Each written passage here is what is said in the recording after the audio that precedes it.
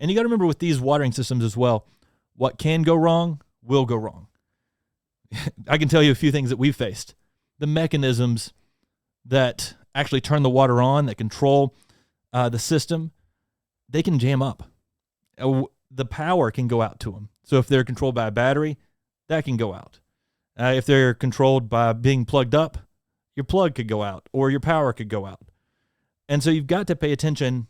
Is my system watering and is it working correctly? Animals, they're known to go out there and chew on drip lines.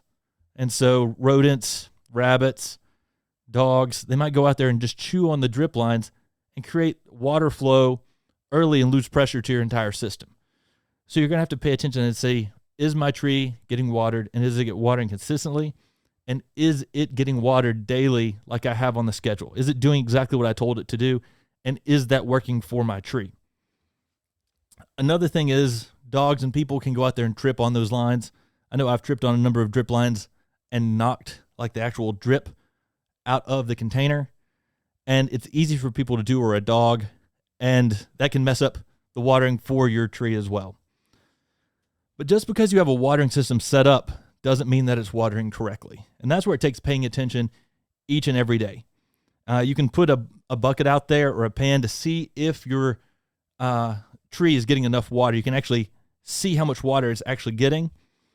And then not only can you figure out how much water your tree is getting, the most important thing is how much water does the soil have around your Japanese maple before the next scheduled watering kicks on.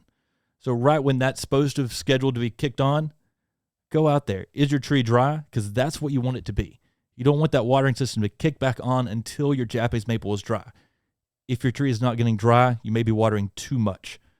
And that's where it takes someone who's paying attention, because this changes all throughout the seasons. It changes from spring, summer, and fall. Weather conditions can change that as well.